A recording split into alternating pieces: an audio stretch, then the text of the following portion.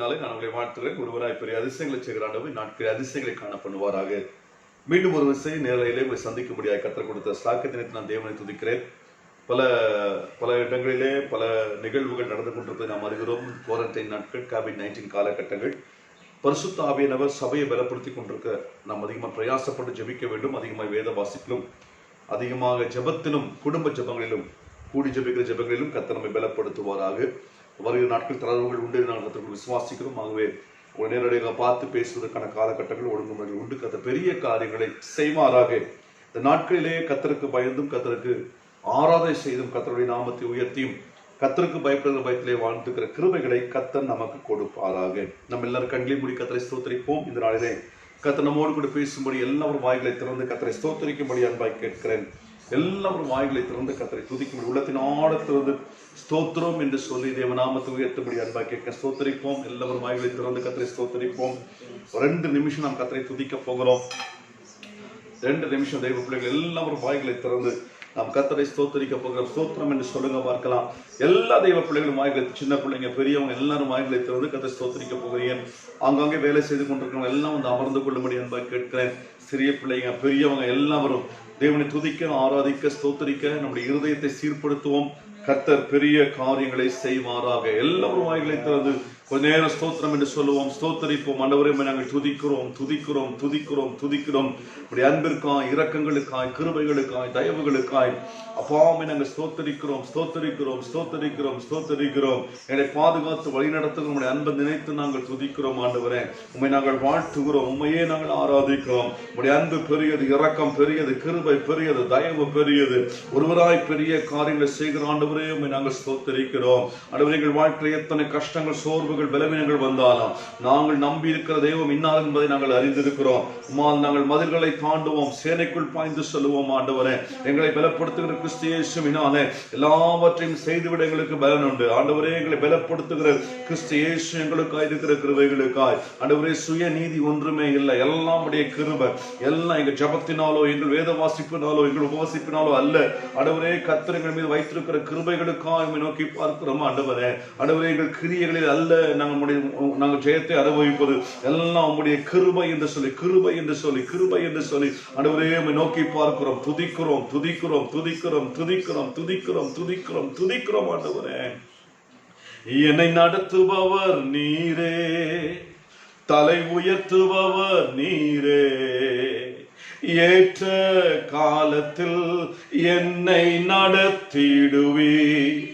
என்னை நடத்துபவர் நீரே, தலை உயர்த்துபவர் நீரே, ஏற்ற காலத்தில் என்னை நடத்திடுவீர். உமக்கு மறைவாக ஒன்றும் இல்லையே. ஓ, என்றும் என்றும் ஆராதிப்பேன். உமக்கு மறைவாக ஒன்றும் இல்லையே. ஓ, என்றும் என்றும் ஆராதிப்பேன். என்னை நடத்துபவர் நீரே, தலை உயர்த்துபவர் நீரே, ஏற்ற காலத்தில் என்னை நடத்திடுவி. சேர்ந்து பாட போறீங்க. என்னை நடத்துபவர் நீரே, என் குடும்பங்களை தலை உயர்த்துபவர் நீரே, ஏற்ற காலத்தில் என்னை நடத்திடுவீர். உமக்கு மறைவாக ஒன்றும் இல்லையே. ஓ, என்றும் என்றும் ஆராதிப்பேன். உமக்கு மறைவாக ஒன்றும் இல்லையே. ஓ, என்றும் என்றும் ஆராதிப்பேன். எங்களை நடத்துபவர் நீரா இருக்கிறீங்க. எங்க தலையை உயர்த்துபவர் நீரா இருக்கிறீங்க. ஏற்ற காலத்தில் ஏற்ற காலத்தை நடப்பிக்கிற ஆண்டவர். உமக்கு மறைவாக ஒன்றுமே இல்லை. எல்லாவற்றையும் கர்த்தர் அறிந்திருக்கிறீர். வாய்க்க பண்ணும் காரியங்களை புரிந்து கொள்ள உதவி செய்யும். கிருபை மாத்திரம் போதும் என்று சொல்லி நிற்கிறோம். இயேசு கிறிஸ்துவின் நாமத்தில் ஜெபம் நல்ல பிதாவே, ஆமென் ஆமென். கர்த்தரும் இரட்சகருமான இயேசு கிறிஸ்துவின் நாமத்தினாலே நான் வாழ்த்துகிறேன். ஒருவராய் பெரிய அதிசயங்களை செய்கிற ஆண்டவர் இந்நாட்களிலே அதிசயங்களை காண பண்ணுவாராக. நாம் நிற்பதும் நிர்மூலமாகாதிருப்பதும் அவருடைய சுத்த கிருபை, தேவ நாமம் மகிமைப்படுவதாக. இந்த நாட்களிலே பிலிப்பியன் புஸ்தகத்தை நாம் தொடர்ந்து தியானித்துக் கொண்டிருப்பதை நீங்கள் அறிகிறீர்கள். பிலிப்பியன் புஸ்தகம் 3ஆம் அதிகாரத்திற்குள் நாம் பிரவேசிக்கிறோம். 3ஆம் அதிகாரத்தின் முதல் வசனம் சந்தோஷமாயிருங்கள் என்று மறுபடியும் உங்களுக்கு சொல்கிறேன். இல்லையென்றால் சந்தோஷமாய், கர்த்தருக்குள் சந்தோஷமாய் என்று திரும்பவும் உங்களுக்கு எழுதுவது எனக்கு வருத்தம் அல்ல என்று சொல்லிவிட்டு 2ஆம் வசனத்திலே எச்சரிக்கையாயிருங்கள் என்று சொல்லி 3 காரியத்தை பவுல் அப்போஸ்தலன் எழுதி வைக்கிறார். நாய்களுக்கு எச்சரிக்கையாயிருங்கள், பொல்லாத வேலைக்காரர்களுக்கு எச்சரிக்கையார்கள், சுண்ணத்துக்காரர்களுக்கு எச்சரிக்கையார்கள் சொல்லிவிட்டு அடுத்ததாக யார் உண்மையாகவே விருத்தசேதனம் செய்யப்பட்டவன் என்று சொல்லி அங்கே அவன் விவரிப்பதை பார்க்க முடியும். கடந்த நாட்களில் எச்சரிக்கையா இருக்க வேண்டிய இந்த 3 காரியத்தை கற்றுக்கொள்ள கத்த கிருபை பாராட்டினார். இப்பொழுது இந்த நாட்களிலே அடுத்த வசனங்களை வியாக்கியானிக்க தியானித்துக் கொள்ள கர்த்தர் கிருபை பாராட்டவர். வாசிக்கலாம். 3ஆம் வசனம் வாசிங்களேன். ஏனெனில் மாம்சத்தின் மேல் நம்பிக்கையாயிராமல் ஆவியினாலே தேவனுக்கு ஆராதனை செய்து கிறிஸ்து இயேசுவுக்குள் மேன்மை பாராட்டுகிற நாமே விருத்தசேதனம் உள்ளவர்கள். விருத்தசேதனம் என்று சொல்லப்படுவது மாமிசீகத்தின் நம்பிக்கை வைத்து செய்கிற ஒரு அனுபவம் என்று சொல்லி யூத கலாச்சாரம் நம்பிக்கொண்டிருக்கிற காலகட்டங்களில் பவுல் அப்போஸ்தலன் சொல்கிறான், மாமிசத்திலே செய்கிற விருத்தசேதனத்தை காட்டிலும் ஆவியிலே ஆராதிக்கிற நாமே விருத்தசேதனம் உள்ளவர்கள். ஆக தேவனுக்கு ஆராதனை செய்ய வேண்டும் என்று சொன்னால் அது ஆவியில் தேவனை ஆராதிக்க வேண்டும். By the Spirit we should worship our Lord God. வெறும் வாயினால் பிதற்றினால் அல்ல, ஏதோ மாமிசீக பலத்தை கொண்டு அல்ல, ஆவியினாலே தேவனை ஆராதிக்கிற கிருபைகளை கர்த்தர் நமக்கு கொடுப்பாராக. இன்றைக்கு ஆராதனை முறைகள் மாறிக்கொண்டிருப்பதை பார்க்க முடியும். ஒரு மாமிசீக பலத்தினாலே தாளந்துகளை வெளிப்படுத்துகிற ஆராதனைகள் தேசத்திலே பெருகிக் கொண்டிருக்கும் போது நீங்களும் நானும் தாளந்தை சார்ந்து ஆராதிக்கிற பிள்ளைகளாக அல்ல, ஆவியில் நிரம்பி ஆராதிக்கிற கிருபைகளை கர்த்தர் கொடுப்பாராக. திரும்ப வாசிங்க. 3ஆம் வசனம் வாசிக்கும் போது ஏனெனில் மாம்சத்தின் மேலே நம்பிக்கையாயிராமல் ஆவியினாலே தேவனுக்கு ஆராதனை செய்து கிறிஸ்து இயேசுவுக்குள் மேன்மை பாராட்டுகிற நாமே. கொஞ்சம் இன்னும் கொஞ்சம் டீவெட்டா கொஞ்சம் ஆழமாய் கற்றுக்கொள்ள போக. திரும்ப வாசிங்களேன். ஏனெனில் மாம்சத்தின் மேல நம்பிக்கை. முதலாவது மாமிசத்தில் நமக்கு நம்பிக்கை இருக்கக்கூடாது. நம்முடைய மாமிசீக பலத்தில் நம்பிக்கை இருக்கக்கூடாது. ஆமா, நம்முடைய மாமசீக சிந்தையில் நாம் ஆராதித்து விடக்கூடாது, அதில் நம்பிக்கை இருக்கக்கூடாது. அப்ப நம்ம நம்பிக்கை முழுவதுமே கிறிஸ்து இயேசுவின் மேல் இருக்க வேண்டும். ஆராதனை என்பது கிறிஸ்து இயேசுவை முழுமையாய் நம்பி ஆராதிக்கிற ஆராதனை. மாமிசீகத்தில் நம்பிக்கையாய் இராமல் ஆவியினாலே தேவனுக்கு ஆராதனை. பாயிண்ட் நம்பர் 1, மாமிசத்தின் மேல் நம்பிக்கை வைக்க கூடாது. 1. 2வது எப்படியா ஆவியினாலே தேவனுக்கு ஆராதனை செய்து. வாசிங்களேன். ஆவியினாலே தேவனுக்கு ஆராதனை செய்து 3வது கிறிஸ்து இயேசுவுக்குள் மேன்மை பாராட்டுகிற நாமே. முதலாவது மாமிசத்தின் நன்மை வைக்க கூடாது. மாமிசத்தின் மேல், மாமிச பலத்தின் மேல, நம்முடைய திறமைகள் தாளந்துகள் மேல் நம்பிக்கை வைக்கிறவர்களாக அல்ல, நம்முடைய கிரியைகளை நம்பிக்கை வைக்கிறவர்களாக அல்ல. எப்படி யூதர்கள் என்ன நினைக்கிறாங்க? விருத்தசேதனம் என்கிற அந்த மாமிசீகத்தை நம்புகிறார்கள். ஆமா, 8ஆம் விருத்தசேதனம் செய்யப்படுவது மாத்திரமே உயர்ந்தது, அதுதான் பலன், அதுதான் விருத்தசேதனம் செய்யப்பட்டவன் என்றாலே அவன் உயர்ந்த ஆராதனைக்குரியவன் என்கிற சிந்தை அவர்களுக்கு வந்து விடுகிறது. ஆக மாமிசீகத்தில் நாம் ஆராதிக்கலாம். திரும்ப வாசிங்களா. எப்படியா? மாம்சத்தின் மேல நம்பிக்கையாயிராமல், மாம்சத்தில் செய்யப்படுகிற விருத்தசேதனம் மேல நம்பிக்கையாயிராமல், மாமிசீகத்தில் செய்யப்படுகிற ஆராதனை நம்பிக்கையாயிராமல், மாமிசீகத்தில் தொழுது கொள்கிற நம்பிக்கையாயிராமல் பாருங்களேன், எதுல ஆராதனை செய்யணுமா? ஆவியினாலே தேவனுக்கு ஆராதனை செய்ய வேண்டும். ஆமா, இன்றைக்கு பார்க்கிற ஆராதனைகள் எல்லாம் ஒரு வித்தியாசமான ஆராதனை நாம் பார்க்கிறோம். வித்தியாசமான ஆராதனைகள், மாமிச பலத்தினால் வருகிற ஆராதனைகள். ஆமா, ஒரு காலகட்டங்களில் நீங்க தம்பி ஊழியத்துக்கு ஒப்பு கொடுத்துருக்காருங்க பாஸ்டர். அப்படியா அப்பா அப்படின்னு. ஆமா பாஸ்டர் அப்படி சொன்ன உடனே அடுத்த கேள்வி, இவர் பைபிள் எல்லாம் வாசிக்கிறாராமா அப்படின்னு கேட்கற அந்த காலம். ஆனா இந்த காலம் இவர் கீபோர்ட் எல்லாம் வாசிக்கிறாராமா என்று கேட்பது இந்த காலம்.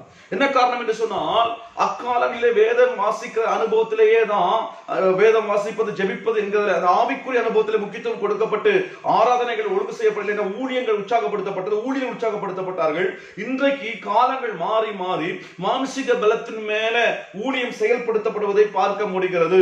ஆமா, ஒரு காலத்துல நல்ல பைபிள் வாசித்தா போதும் ஊழியம் செய்யலாம், நல்லா ஜெபித்தால் போதும் ஊழியம் செய்யலாம் என்கிற சிந்தை இருந்தது. இந்த காலத்துல நல்ல கீபோர்டு வாசித்தாதான் ஊழியம் செய்ய முடியும், நன்றாக ஏதாவது ஒரு திறமை இருந்தாதான் ஊழியம் செய்ய முடியும், இல்லை ஆங்கில புலமை இருந்தால்தான் ஊழியம் செய்ய முடியும் என்று சொல்லி ஒரு மாமிச பலத்தின் மீது நம்பி இருப்பதை பார்க்க முடியும். நம்முடைய ஊழியர்கள் மாற வேண்டும், நம்முடைய சபைகள் மாற வேண்டும், நம்முடைய சிந்தைகள் மாற வேண்டும். மாமிச பலத்தில் அல்ல, ஆவியிலே ஆராதிக்கிற கிருபைகளை கர்த்தர் கொடுப்பாராக. வாசிங்களா, எப்படியா ஆவியினாலே அப்படின்னா உள்ளத்தில் இருக்கிற உண்மையான உணர்வோடு கூட தேவனை ஆராதிக்க வேண்டும். ஒரு மனுஷனுக்குள்ள ஆவி ஆத்துமா ரெண்டு உண்டு, சரீரம் வெளிரங்கமாய் தெரிகிற ஒன்று. ஆவி ஆத்துமா சரீரம் மூன்று இருப்பதை நாம் அறிந்திருக்கிறோம். இந்த மூன்றும் குற்றமற்றதாய் காக்கப்பட வேண்டும் என்றும் வேதவசனம் நமக்கு கற்றுக் கொடுக்கிறது. ஆவி ஆத்துமா சரீரம், கவனிங்க. இந்த மனுஷனுக்குள் ஆவி ஆத்துமா இருக்கிறது, அது கண்களுக்கு தெரியாத ரெண்டு அனுபவமா இருக்கிறது. இந்த ஆவி ஆத்துமா ரெண்டும், இந்த ஆத்துமா வெளியேற பெற்ற ஒன்று, ஆவி வெளியேற பெற்ற ஒன்று. இந்த மனுஷனுக்குள்ள இருக்கிற இந்த ஆவி அது ஜென்ம சுபாவத்தின் ஆவி, உலகத்தின் ஆவியால் அவன் ஆட்கொள்ளப்பட்டு இருக்கிறான். அவன் ரெண்டு விதமான ஆவியோட இம்பாக்ட் அவனுக்குள்ள இருக்கு. ஒன்று தன் தகப்பன் வழியாக, தாய் வழியாக வருகிற ஜென்ம சுபாவம் என்கிற ஆவியின் சிந்தைகள் அவனுக்குள் காணப்படுகிறது. இரண்டாவது, அவன் சொசைட்டில உலகத்தின் ஆவி அவனுக்குள், அவன் பார்ப்பது, பேசுவது, பழகுவது, இந்த உலகத்தின் ஆவி அவனுக்குள் இம்பாக்ட் ஆயிருக்கும். அவன் படிக்கிற இடங்களில், போகிற இடங்களில், பழக வித்தியாசமான கலாச்சாரத்தின் பின்னணியங்கள், அந்த ஆவியின் வித்தியாசமான காரியங்கள் அவனை ஆளுகை செய்யும். இவன் என்ன செய்யணும்? தன்னுடைய ஆவி ஆத்துமா சரீரத்தை கர்த்தருக்கு ஒப்பு கொடுத்து மாமிசத்தின் மேல் நம்பிக்கை வைக்காமல் ஆவியில், பை தி ஸ்பிரிட், அவன் தேவனை ஆராதிக்க வேண்டும். முழங்கால் படிட்டு தேவனை துதிக்க ஆரம்பித்த உடனே மாமிசத்தில் துதித்து விடாமல், பழக்க வழக்கத்தில் துதிக்காமல், உள்ளத்தின் ஆழத்திலிருந்து நம்முடைய ஆவியில் தேவனை ஆராதிக்கிற கிருபைகளை கர்த்தர் கொடுப்பாராக. இந்த பரிசுத்தாவின் வல்லமையை பெற்றுக் கொள்ளும் போது நமக்குள் இருக்கிற அந்த ஆவியின் சிந்தைகள் அது மாற ஆரம்பிக்கும். ஆவியின் கனிகள் நமக்குள் வெளிப்பட ஆரம்பிக்கும். பரிசுத்தாவின் மனுஷனுக்குள் வரும்போது அவனுடைய சிந்தை மாமிசத்தில் இராமல் அவனுடைய சிந்தை முழுவதுமே ஆவியின் கனிகளிலே வெளிப்பட ஆரம்பிக்கும். ஆவியின் கனி நம்ம நன்றாக அறிந்திருக்கிறோமே. ஆக நம்முடைய வாழ்க்கையில ஆவியில் நிரம்பி ஜெபிக்கிற ஜெபங்கள், ஆவியில் நிரம்பி ஆராதிக்கிற ஆராதனைகள் வெளிப்பட வேண்டும். மாமிசத்தில் பழக்கத்தின் ஆராதனை அல்ல. ஒரு பாஸ்டர் ஜெபிக்கிறது போலவே காப்பி அடித்து ஜெபிக்கிற ஜெபங்கள் அல்ல. அவர் ஜெபிக்கிறாரே என்று சொல்லி அவரை பார்த்து ஜெபிக்கிற ஒரு மாமிசீக காப்பிகேட் ஜெபங்கள் அல்ல. நம்முடைய ஜெபங்கள் எப்படி இருக்க வேண்டும்? ஆவியில் உண்மையாகவே வைராக்கியம் கொண்டு, ஆவியில் துக்கம் அடைந்து, ஆவியிலே பலன் கொண்டு, ஆவியில் ஜெபிக்கிற, ஆவியில் ஆராதிக்கிற கிருபைகளை கர்த்தர் கொடுப்பாராக. பிராக்டிசிங் கிறிஸ்டியன்ஸாய் வாழ்வதை தவிர்த்துக் கொள்வோம். பழக்கத்தின் கிறிஸ்தவம் நமக்குள் வேண்டாம். மாமிசீக பழக்கத்தின் கிறிஸ்தவம் நமக்கு வேண்டாம். ஒவ்வொரு பாரம்பரியத்தின் பின்னணியத்தில் பழகிக்கொண்டு அப்படி ஆராதிக்கிற ஆராதனை நமக்கு வேண்டாம். நன்றாக புரிந்து தேவனுடைய நாமத்தில் நின்று சொல்லுகிறேன், ஆவியிலே ஆராதிக்கிற கிருபைகளை கர்த்தர் கொடுப்பாராக. மாமிச பலத்தில் ஆராதிக்கிற ஆராதனை அது அழிந்து போகும். ஆனால் ஆவியில் ஆராதிக்கிற ஆராதனை நம்மை பலப்படுத்தும். என்னை பலப்படுத்துகிற அந்த கிறிஸ்து இயேசு, அந்த கிறிஸ்துவின் ஆவி எனக்குள் செயல்பட வேண்டும் என்று சொன்னால் நான் ஆவியில் அவரை ஆராதிக்க வேண்டும். வெறும் உதட்டளவில் அல்ல, வெறும் செய்கையில் அல்ல, உள்ளத்தின் ஆழத்திலிருந்து ஆவியில் ஆராதிக்கிற கிருபைகளை கர்த்தர் கொடுப்பாராக. நான் திரும்ப திரும்ப சொல்லுகிறேன், யாரோ ஒருவரை பார்த்து காப்பி அடித்து அப்படியே பழக்கத்திலே செய்கிற ஜபங்கள் அல்ல. பழக்கத்தின் அனுபவங்கள் ஒரு தமிழ்ல, அதாவது ஒரு கோர்வை, அவை மனப்பாட ஜபங்கள் அல்ல, மனப்பாட ஜபங்கள் அல்ல. ஆமா, பழக்கப்பட்ட ஜபங்கள் அல்ல. ஆகவே நம்முடைய வாழ்க்கையில ஜபங்கள் என்பது ஆவியில் நிரம்பி சூழ்நிலையை புரிந்து கொண்டு ஆவியில் நொறுங்குண்ட இருதயம் உள்ளவர்களாய் நாம் அதிகமாக ஜெபிக்கிற கிருபைகளை கர்த்தர் கொடுப்பாராக. ஒரு பாட்டு பாடினாலுமே ஆவியில் நிரம்பி பாட கர்த்தர் கிருபை பாராட்டுவாராக. நம்ம உங்களுக்கு சி மேஜர், ஜி இதெல்லாம் தெரியாம இருக்கலாம், சி மைனர் இப்படிப்பட்ட காட்சிலாம் தெரியாம இருக்கலாம். ஓ நெவர் மைண்ட், உங்கள் ஆவியில் நிரம்பி பாடி ஆராதிக்கிற அந்த கிருபைகளை கர்த்தர் கொடுப்பாராக. மாமிசக ஞானம் அது அவசியமற்ற ஒன்று. அது ஒருவேளை நமக்கு ஒருவேளை நல்ல இசை வாசிப்பது பயன்படுத்தலாம். ஆனால் ஆராதிப்பதற்கு உங்களுக்கு வேண்டியது உங்களுக்கு மியூசிக்கல் நாலேஜ் அல்ல, ஆராதிக்க வேண்டியது ஆவியில் உடைக்கப்பட்டு ஆவியில் ஆராதிக்கிற ஆராதனை. அப்படிப்பட்ட கிருபை உள்ள பிள்ளைகளை கர்த்தர் நம்மை ஆசீர்வதிப்பாராக. நம்ம ரொம்ப ரொம்ப ரொம்ப ரொம்ப ரொம்ப ரொம்ப ரொம்ப கவர்ச்சியாக தான் இருக்கணும் அவசியம் இல்லை. பயங்கர நல்ல லிரிக்ஸ் எல்லாம் போட்டு ஆராதிக்கணும் அவசியம் இல்லை. லிரிக்ஸ் எல்லாம் போட்டு ஜெபிக்கணும் அவசியம் இல்லை. உங்களுக்கு தெரிந்த நல்ல லாங்குவேஜ்ல சாஃப்டா ஆண்டவரோடு கூட பேசுகிறோம் என்கிற சிந்தையோடு கூட அவரை ஆராதிக்கிற கிருபைகளை கர்த்தர் கொடுப்பாராக. சிலருக்கெல்லாம் பாருங்க, இந்த பாட்டு பாடினாதான் ஆராதனையே வரும். சிலருக்கு இந்த இவரு பாடினாதான் ஆராதனையே வரும். சிலருக்கு இவர் ஜெபிச்சாதான் ஜெபமே, சிலருக்கு இவங்க பிரசங்கித்தாதான் பிரசங்கமே. அப்படி அல்ல. இது மாமிசீகத்தை ஒருவேளை உங்களுக்கு தொடப்பட்டிருக்கலாம், நல்லது.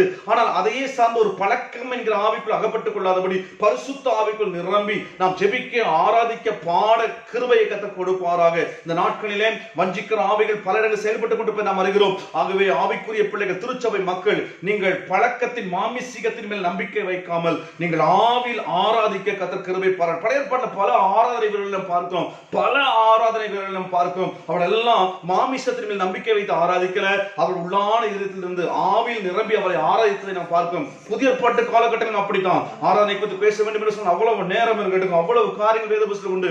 ஆகவே ஆராதிக்க கற்றுக்கொள்ள வேண்டும். ஆராதிக்க எப்படி ஆராதிக்கணும்? மாமிசீகத்தில் அல்ல, ஆவியில் நிரம்பி ஆராதிக்க கிருபைகளை கற்றுக் கொடுப்பார். வாசிங்களேன், முதல் வாசிங்க 3ஆம் வசனம் முதலாவது இருந்து. ஏனெனில்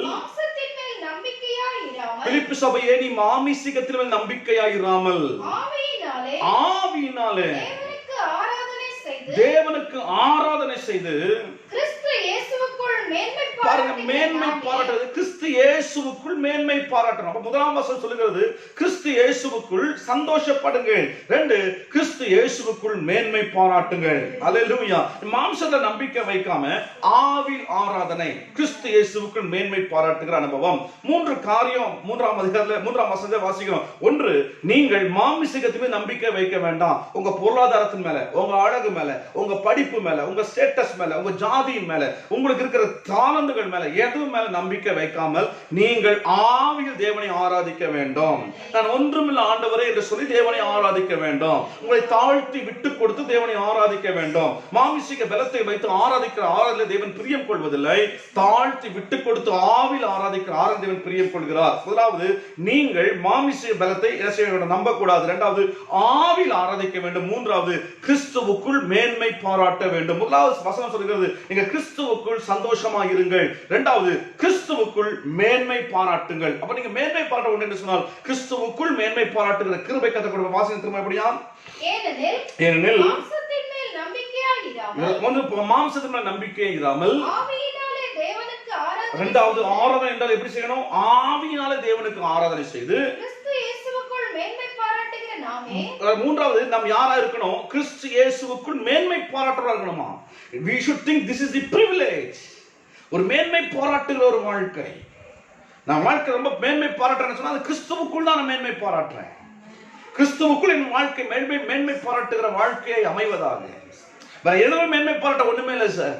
என் கல்வி எனக்கு பெருசா இல்லை, என் அறிவு எனக்கு பெருசா இல்லை, என் அழகு பெருசு இல்லை, எனக்கு காணப்படுகிற எதுவுமே பெருசு இல்லை. நான் மேன்மை பாராட்ட உண்டு என்று சொன்னால் கிறிஸ்துவே என்னுடைய மேன்மை பாராட்டுதல்.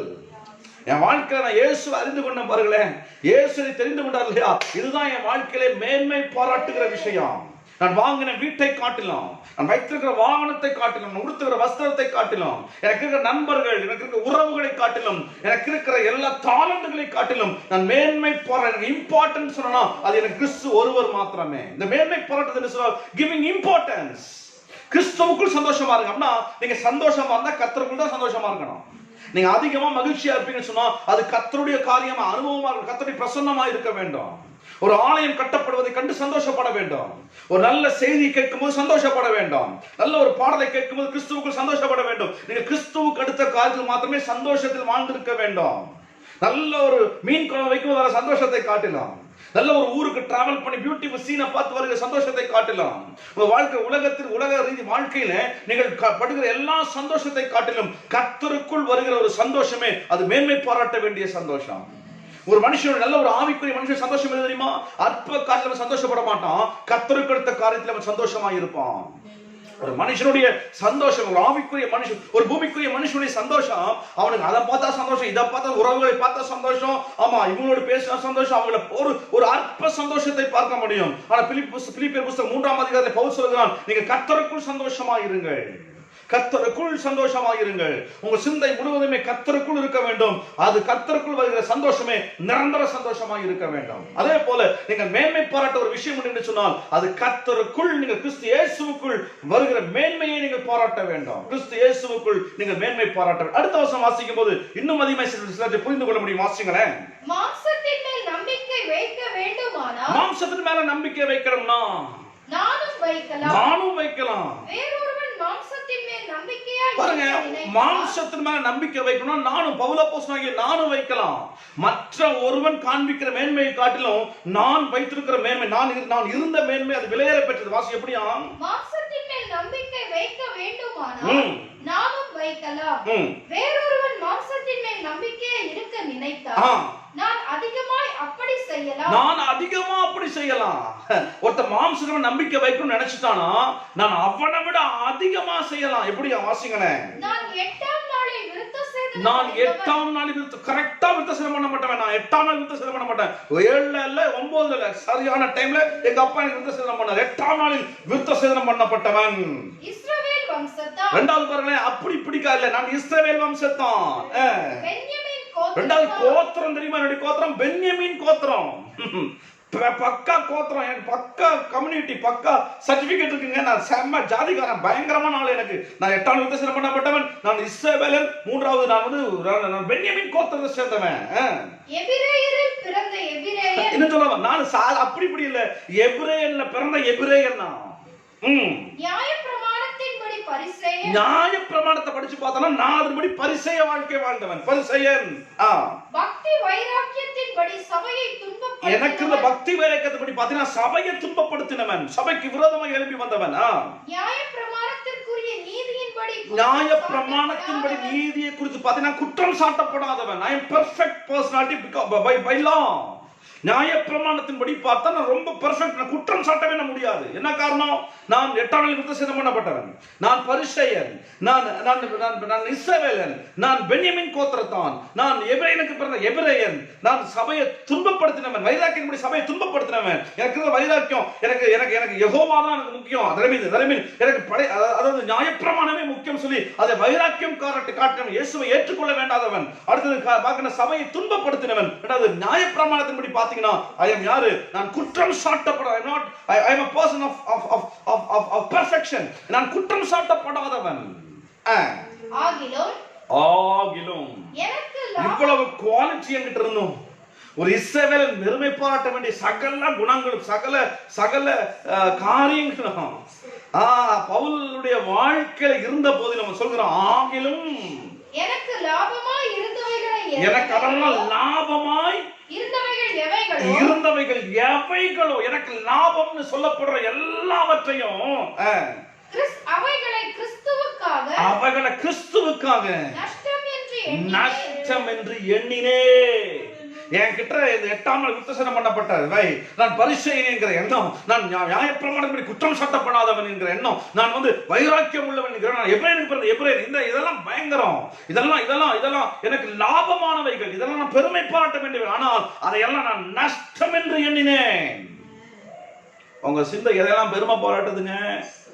உங்க வீடு, உங்க ஸ்டேட்டஸ், உங்க காரு, ஷோ ஸ்பிரிச்சுவல் பிரைடு இருக்கே பாருங்க, ஆவிக்குரிய பெருமைன்னு இருக்கு பாருங்க. நான் பேசினா கரெக்டா தான், நான் சொன்னா கரெக்ட் தான், நான் பேசுவோம்டா, நான் சொல்லுவோம்ல, ஆவிக்குரிய பெருமை, எல்லா பெருமை அதெல்லாம் நஷ்டம் என்னணுமா? கிறிஸ்து இயேசுவுக்குள்ள எல்லாம் நஷ்டம் என்னணுமா? உங்களோட குவாலிஃபிகேஷன், நான் பெருமை பாராட்ட உங்ககிட்ட இருக்கிற எல்லாத்தையும் குப்பையா எண்ணுகிற கிருபைகளை கர்த்தர் கொடுப்பாராக. நான் ஒன்றுமில்ல ஆண்டவரே, எல்லாம் உடைய கிருபைன்னு சொல்லி வாழ்கிற அந்த தாழ்மையை கர்த்தர் கொடுப்பாராக. சார் ரொம்ப தாழ்மையா இருக்கிறாங்க, நான் பார்த்துருக்கிறேன். ரொம்ப தாழ்மை. Pastor price Lord, brother price Lord, எப்படி இருக்கீங்கன்னா கிருபையா இருக்கிற ரொம்ப தாழ்மை. அந்த தாழ்மையா இருப்பதே ஒரு பெருமை என்று நான் பார்க்கிறேன். சிலருக்கு தாழ்மையா இருப்பதே பயங்கர பெருமை. நான் தாழ்மையா இருக்கேங்கிறதே ஒரு பெருமையா இருப்பதை பார்க்க முடியும். பவுலோஸ் ரொம்ப தெளிவா சொல்றான், நான் இத்தனை குவாலிட்டிஸ் இருக்கு, இத்தனை லாபம் என்று சொல்ற இத்தனை விஷயங்கள் இருக்கு, அதை எப்படி எண்ணுனேன்? அதை குப்பைன்னு சொல்றேன். வாசிங்களேன். ஆகிலும் எனக்கு லாபமாய் இருந்தவைகள் எவைகளோ அவைகளை கிறிஸ்துவுக்காக நஷ்டம் என்று எழுதுறேன். வேற எதுக்காக இல்ல, கிறிஸ்துவுக்காக நஷ்டம் என்று எண்ணுகிறேன். அடுத்து எப்படியா? அது மாத்திரமல்ல, என் கர்த்தராகிய கிறிஸ்து இயேசுவை அறிகிற அறிவின் மேன்மைக்காக, அது மாத்திரமல்ல, கிறிஸ்து இயேசுவின் என் கர்த்தராகிய கிறிஸ்து இயேசுவை அறிகிற அறிவின் மேன்மைக்காக அறிகிற அறிவின் மேன்மைக்காக எல்லாவற்றையும் நஷ்டம் என்று எண்ணிக்கொண்டிருக்கிறேன். பாருங்க, ஃபர்ஸ்ட் என்ன சொல்றான்? எல்லாத்தையும் லாபமான அனைத்தையும் நஷ்டம் என்று எண்ணினேன். அது கிறிஸ்து இயேசுவுக்காக முதலாவது நான் எண்ணினேன். அவருடைய வசனம் நடந்தது. கிறிஸ்து இயேசுவின் என் கர்த்தராகிய இயேசு கிறிஸ்துவை அறிகிற அறிவின் கிறிஸ்துவின் அறிகிற அறிவின் மேன்மைக்காக எல்லாவற்றையும் நஷ்டம் என்று எண்ணிக்கொண்டிருக்கிறேன்.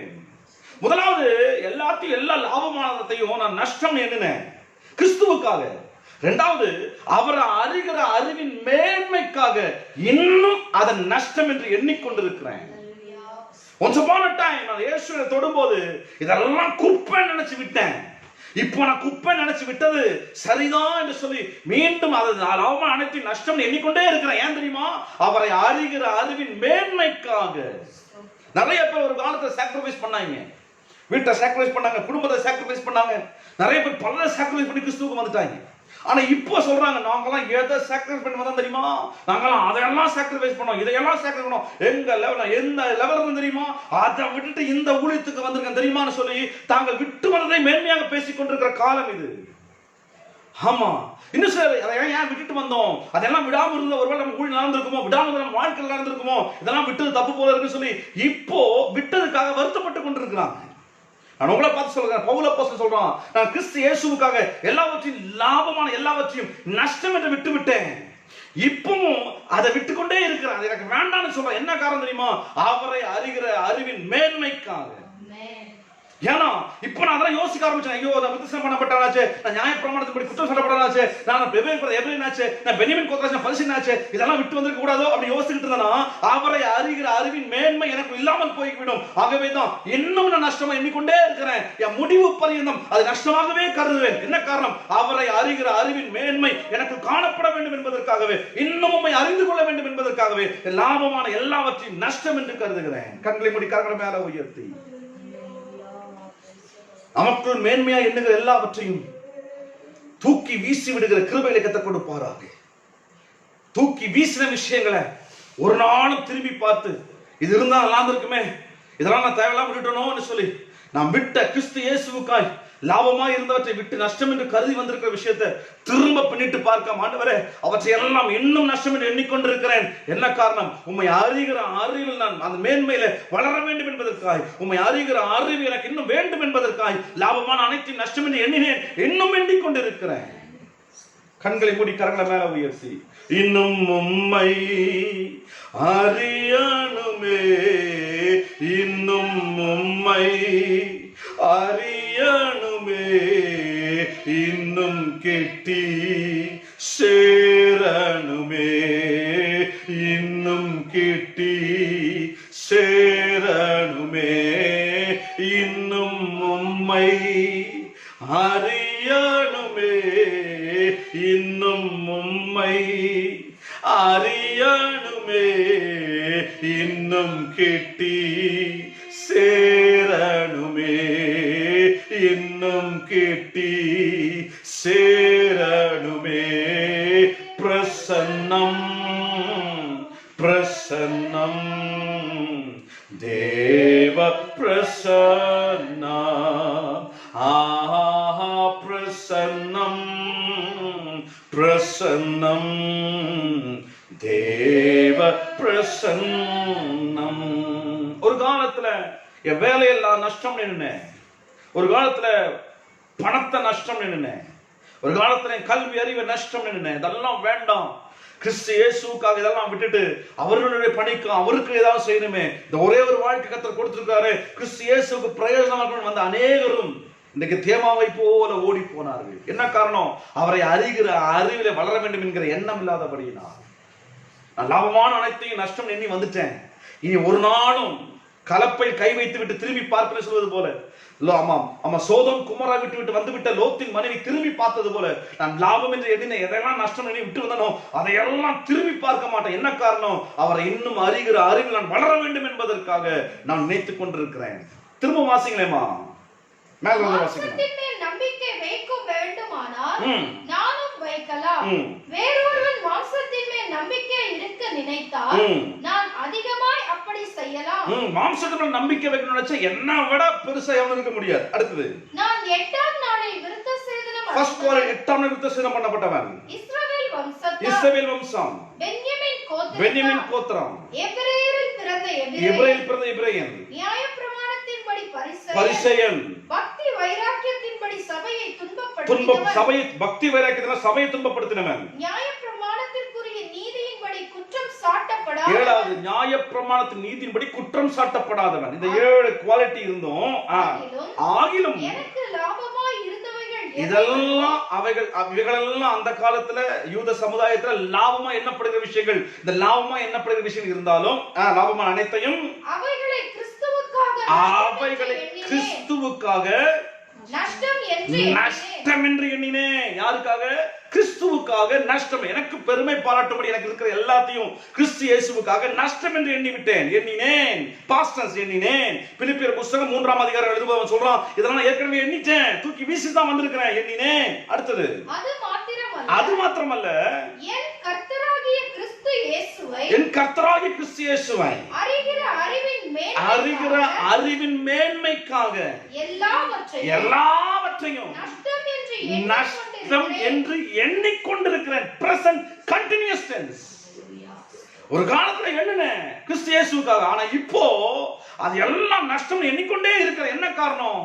அவரை அறிகிற அறிவின் மேன்மைக்காக நான் நஷ்டம் என்று எண்ணிக்கொண்டிருக்கிறேன். Past tense and present continuous tense. ஒரு காலத்துல எண்ணினேன், இப்போ அதையே தான் எண்ணிக்கொண்டிருக்கிறேன். உங்க வாழ்க்கை என்ன யோசனை போய்கிட்டு இருக்கு? அந்த விசுவாச குடும்பங்களே, நான் என்ன லாபமான எல்லாத்தையும் நஷ்டம் எண்ணுங்க. அவரை அறிகிற அறிவின் மேன்மைக்காக நஷ்டம் என்று எண்ணின விஷயங்களை நஷ்டம் என்று எண்ணியே தொடர்ந்து உங்கள் ஆவிக்குரிய வாழ்க்கை பிரயாணிக்குங்க. கர்த்தரை ஆசீர்வதிக்க வல்லவரா இருக்கு. ஆசிங்களேன், நான் கிறிஸ்துவை ஆதாயப்படுத்திக் கொள்ளும்படிக்கு நியாயப்பிரமாணத்தினால் வருகிற சுயநீதியை உடையவனாய் இராமல், எனக்கு நியாயப்பிரமாண மாமிசிகத்தினாலே வருகிற சுயநீதியை நான் என்ன செய்யல, உடையவனாய் இராமல், கிறிஸ்துவை ஆதாயப்படுத்திக் கொள்ளும்படிக்கு சுயநீதி உடையவனாய் இராமல், கிறிஸ்துவை பற்றின விசுவாசத்தினால் வருகிறதும், விசுவாசம் மூலமாய் தேவனால் உண்டாய் இருக்கிறதுமான நீதியை உடையவனாய் இருந்து கிறிஸ்துவுக்குள் இருக்கிறவன் என்று காணப்படும்படி, கிறிஸ்துவுக்குள் இருந்தவன் அல்ல இருக்கிறவன் என்று காணப்படும்படிக்கு, இப்படி நான் அவரையும் அவருடைய உயிர்த்தெழுதலின் வல்லமையையும் அவருடைய பாடுகளின் ஐக்கியத்தையும் அறிகிறதற்கு அவருடைய மரணத்திற்கு ஒப்பான மரணத்திற்குள்ளாகி எப்படியாகிலும் நான் மரித்தோரிலிருந்து உயிரோடு எழும்புகிறதற்கு தகுதியாகும்படிக்கு அவருக்காக எல்லாவற்றையும் நஷ்டம் என்று விட்டேன். அப்ப நஷ்டம் எதுக்கு விட்டோம்? நஷ்டம் எதுக்குன்னு விட்டோம்? சும்மா விட்டோம் இல்ல, விட்டதுக்கான காரணம் இருக்கணும். விட்டதுக்கான காரணம் ஏன் விட்டோம் தெளிவுபடுத்துறான். நம்ம எதுக்கு விட்டோம்? ஊழியத்துக்கு வரும்போது அந்த வேலையை விட்டோம், இந்த வேலையை விட்டோம், நம்ம இதை விட்டுட்டோம், அதை விட்டு சும்மா பேசுறோம் இல்லையா? இயேசு கிட்ட வந்ததுக்கு அப்புறம் இதெல்லாம் விட்டோம். ஏன் விட்டீங்க? விட்டோட நோக்கம் என்ன? ஏன் சார் விட்டீங்க? நீங்க நான் பேங்க் மேனேஜர் சார் விட்டுட்டு வந்துட்டேன், ஏன் விட்டீங்க? நான் ஃப்ளைட்ல பறந்துகிட்டு இருந்தேன் விட்டுட்டேன், ஏன் விட்டீங்க? நான் இதெல்லாம் விட்டுட்டேன், பிசினஸ் விட்டுட்டேன், ஏன் விட்டீங்க? ரீசன் பவுல் சொல்றான். இதுக்காக விட்டீங்களா? உங்களை பார்த்து கேட்கிறேன். விட்டு சொல்றோம். நாம் எதற்காக விட்டுருக்கிறோம்? பவுல் ஏன் விட்டானா? வாசிங்களேன். நான் கிறிஸ்துவை ஆதாயப்படுத்திக் கொள்ளும்படிக்கு. ஒன்று, நான் கிறிஸ்துவை ஆதாயப்படுத்திக் கொள்ளும்படிக்கு. இதெல்லாம் எனக்கு தேவையில்லை. என்ன ஒரே நோக்கம்? நான் கிறிஸ்துவை ஆதாயப்படுத்த வேண்டும் என்ற நோக்கம். ஒன்று. ரெண்டு, நியாயப்பிரமாணத்தினால் வருகிற சுயநீதியை உடையவனாய் இராமல், நான் நியாயப்பிரமாணத்தினால மாம்சீகத்தின் செயல்கள் வருகிற சுயநீதி, நான் சுயநீதி உடையவனா இருக்க விரும்பல. நான் நீதிமான சுயநீதியா இருக்க விரும்பல. கிறிஸ்துவை பற்றும் விசுவாசத்தினால் வருகிறது, கிறிஸ்துவை பற்றின விசுவாசத்தினால் வருகிறதும், விசுவாசம் மூலமாய் தேவனால் உண்டாய் இருக்கிறதுமான நீதியை உடையவனாய் இருந்து. மூன்று காரியம் சொல்ல போறேன். முதலாவது வாசிங்களேன். ஃபர்ஸ்ட் வாசிங்களேன். நான் கிறிஸ்துவை ஆதாயப்படுத்தி, ஃபர்ஸ்ட் நான் ஏன் சாக்ரிஃபைஸ் பண்றேன்? லாபமா நடத்தி ஏன் நஷ்டமா என்ன தெரியுமா? ஒன்னு, நான் கிறிஸ்துவை ஆதாயப்படுத்திக் கொள்ளும்படியா. ஒன்னு. ரெண்டு, சுயநீதியை நம்பாமல், நான் சுயநீதி வருகிற நீதி எனக்கு வேண்டாம். நியாயப்பிரமாணத்தில் வருகிற நீதி எனக்கு வேண்டாம் என்று சொல்லி 2. மூன்றாவது கிறிஸ்து இயேசு மேல் உள்ள விசுவாசத்தினால் வருகிற நீதி எனக்கு வேணும்னு சொல்லி, விசுவாசத்தினால் வருகிற நீதியே எனக்கு வேண்டும் என்று சொல்லிதான் லாபமான எல்லாத்தையும் நஷ்டம் எண்ணி இருக்கிறேன். முதலாவது கிறிஸ்துவை ஆதாயப்படுத்த முடியாது. நீ உலகம் முழுவதும் ஆதாயப்படுத்தி உன் ஆத்மாவை நஷ்டப்படுத்தினா என்ன லாபம்? ஆகவே நான் எனக்கு லாபம் லாபம் லாபம் எதை ஒரு ஆதாயப்படுத்தி கொண்டு நான் விரும்பல, அதையெல்லாம் நஷ்டம்னு கருதி கிறிஸ்து இயேசுவை ஆதாயப்படுத்த நான் விரும்புகிறேன். எனக்கு இயேசு தான் எனக்குங்கிற அந்த முழு உறுதிக்குள் நான் வந்து விடுகிறேன். கவனிக்கணும் தெரியல, என்ன சுற்றிக்கணும் கவனிக்கணும் நீங்க. ஆமா, ஏதோ ஏதோ ஏதோ ரெக்கார்டிங்கா பேசிக்கொண்டு போவதில்லை, இது என்னோட கூட பேசுகிற விஷயங்கள். நான் எதற்கா நஷ்டம் என்றேன் தெரியுமா? நான் கிறிஸ்து இயேசுவை ஆதாயப்படுத்திக் கொள்ள முடியும். Point number 1. 2, நியாயப்பிரமாணத்தினால் வருகிற சுயநீதி உடையவனாய் இராமல், மாம்சீகத்துல நியாயப்பிரமாணத்தில் வருகிற சுயநீதி, நான் ரொம்ப நல்லவங்கிற அந்த நான் ரொம்ப கரெக்ட் ரொம்ப பெரியவங்கிற சுயநீதி, நான் ரொம்ப உயர்ந்தவங்கிற சுயநீதி இல்லாம இருக்கும்படி கிறிஸ்துவை பற்றும் விசுவாசத்தினால் வருகிறதோ சுயநீதி உடையவனாய் சுயப்பெருமை உள்ளவனாய் இராதபடி இருக்கும்படிக்கு. அடுத்து 3வது எப்படியா? கிறிஸ்துவை பற்றும் விசுவாசத்தினால் வருகிறதும், கிறிஸ்துவை பற்றின விசுவாசத்தினால் வருகிறதும், விசுவாசம் மூலமாய் தேவனால் உண்டாயிருக்கிறதுமான நீதியை உடையவன். அப்படின்னா சுயநீதி உடையவனாய் இராமல் விசுவாசம் வருகிற தேவ நீதி உடையவனாய் இருக்கும்படிக்கு. முதல்ல விட்டேன் 1. பாயிண்ட் நம்பர் 1, நான் தேவனை கிறிஸ்துவை ஆதாயப்படுத்திக் கொள்ளும். 2வது சுயநீதினால நீதிமானாக எண்ணப்படுவதை விரும்பவில்லை. 3வது விசுவாசத்தினாலே நான் நீதிமான் ஆகும்படிக்கு. 3. 4வது கிறிஸ்துவுக்குள் இருக்கிறவன் என்று காணப்படும்படி. 4வது கிறிஸ்துவுக்குள் இருக்கிறவன் என்று காணப்படும்படிக்கு. இதெல்லாம் இது லாபம் அது லாபம் அது லாபம் இது லாபம் வச்சுக்கிட்டு நீ கிறிஸ்துவுக்குள் இல்ல உலகத்துக்குள் இருக்கிறீங்க. உங்களை பார்ப்பது கிறிஸ்துவுக்குள் உள்ளவன் என்பதை அறிந்து கொள்ளும்படிக்கு லாபமான எல்லாத்தையும் நஷ்டம் இருக்கிறது. ஏன்னா எனக்கு லாபம் கிறிஸ்து இயேசு ஒருவர் மாத்திரம். முதலாவது அவன் ஏன் இந்த உலகத்தின் காரியத்தில் லாபமானதெல்லாம் நஷ்டம் சொல்றான்? முதலாவது அவன் எதற்காக சொல்கிறான்? கிறிஸ்துவை ஆதாயப்படுத்திக் கொள்ளும்படி. கிறிஸ்து எனக்கு தாங்கிற அவர் என்னுடையவர் ஆதாயப்படுத்திக் கொள்ளும்படியாய், அவரை சம்பாதித்துக் கொள்ளும்படியாய், அவரை சுதந்திரித்துக் கொள்ளும்படியாய். 2வது சுய நீதினால ஒரு நீதி எனக்கு வேண்டாம். இந்த உலகத்தில் வருகிற ஆசீர்வாதம், உலகத்தில் வருகிற இந்த லாபமான விஷயத்தை வைத்து நான் ஒரு நீதிமான எண்ணப்படுவதை விரும்பல. அவரை பற்றின விசுவாசத்தினாலே கிறிஸ்துவுக்குள் நீதிமான் ஆகும்படியாக நான் விரும்புறேன். இதெல்லாம் இருக்கு. 7 காரியம் 8ஆம் வித்தியாசம் பண்ணப்பட்டவன் அந்த விஷயம் இந்த விஷயம் நான் பரிசு. இதனால பவுல் அப்போஸ்தலன் நான் நீதிமான் எண்ணப்படாமல் நான் கிறிஸ்துவின் மேல் உள்ள விசுவாசத்தினாலே நீதிமான் என்று எண்ணப்பட வேண்டும் என்பதற்காக லாபமான எல்லாத்தையும் நஷ்டம் நினைத்தேன். அந்த வீடு இருக்கனால, அந்த கார் இருக்கனால, இப்படி இந்த ஃபேமிலியில் ஒரு பிறந்தனால அதனால நீதிமான்கிற அந்த அந்த அந்த நீதி நியாயப்பிரமாணத்தினால சூழ்நிலை நீதினாலே நான் நீதிமான் எண்ணப்படாமல் கிறிஸ்து இயேசுவின் விசுவாசனாலே நான் நீதிமான் என்று எண்ணப்படும்படியாக நான் லாபமான எல்லாத்தையும் நஷ்டம் நினைத்தேன். அடுத்து அவன் சொல்றான், என்ன வாசிங்களேன்? நியாயப்பிரமாணத்தினால் வருகிற சுயநீதி உடையவனாய் இராமல் கிறிஸ்துவை பற்றும் விசுவாசத்தினால் வருகிறதும், கிறிஸ்துவை பற்றி விசுவாசம் வருகிறதும், விசுவாசம் மூலமாய் தேவனால் உண்டாய் இருக்கிறதுமான நீதி உடையவனாய் இருந்து, விசுவாசம் மூலமா தேவனால் நீதியை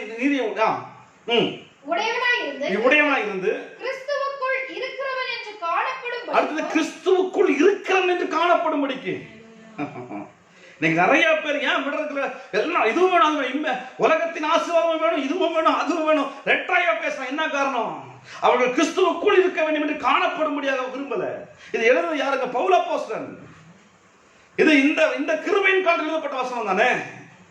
அவர் தெளிவா சொல்றாரு, இதெல்லாம் லாபமான நஷ்டம் என்ற என்ன காரணம்? நான் கிறிஸ்துவுக்குள் உடையவனா எண்ணப்படும்படிக்கு. I want to be make sure that I am in Christ. I want to be making sure that I am in Christ. கிறிஸ்து இயேசுவுக்குள் உள்ளவனா எல்லாரும் என்ன பார்த்து எண்ணணும், நான் கிறிஸ்து இயேசுவுக்குள் உள்ளவனா எண்ணப்படும்படிக்கு, ஒரு சாட்சியுள்ள வாழ்க்கை வாழும்படி. ஏன்னா நான் பார்க்கும் போதே உலகத்தில் உள்ளவனாய் பார்த்து விடக்கூடாது, கிறிஸ்துவுக்குள் உள்ளவனை நான் பார்க்கும்படி, நான் காணப்படும்படிக்கு. ஐயா, உலக ஆசீர்வாதத்துல வாழ்கிறவனாய் உலகம் என்னை பார்க்க வேண்டாம், கிறிஸ்து இயேசுவுக்குள் வாழ்கிறவனாய் உலகம் என்னை பார்க்க வேண்டும். நான் என்னை பார்க்கும் போதே உலகத்தில் வாழ்கிறவனை என்னை பார்க்க கூடாது, கிறிஸ்து இயேசுவுக்குள் வாழ்கிறவனை என்னை பார்க்க வேண்டும் என்பதற்காக நான் லாபமா இருக்கிற எல்லாத்தையும் நஷ்டம் நின்றேன். வாசிங்களேன் அடுத்த பகுதி கூட. கிறிஸ்து இயேசுவுக்குள் இருக்கிறவன் என்று காணப்படும்படிக்கும் இப்படி நான் அவரையும் அவருடைய உயிர்த்தெழுதலின் வல்லமையையும் அவருடைய பாடுகளின் ஐக்கியத்தையும் அவருடைய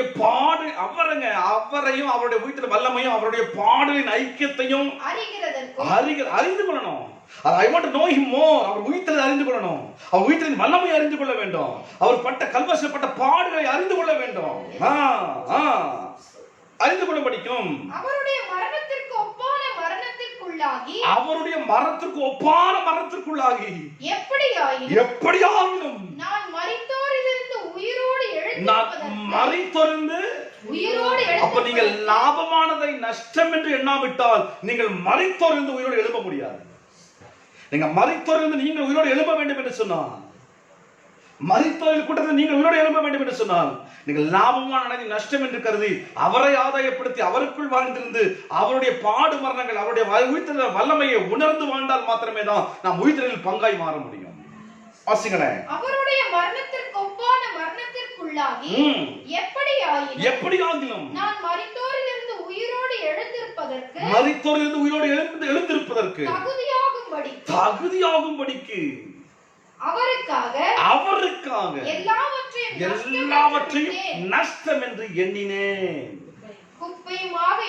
நஷ்டமும் குப்பையுமா எண்ணினேன். I was thinking everything is useless. என்ன காரணம்?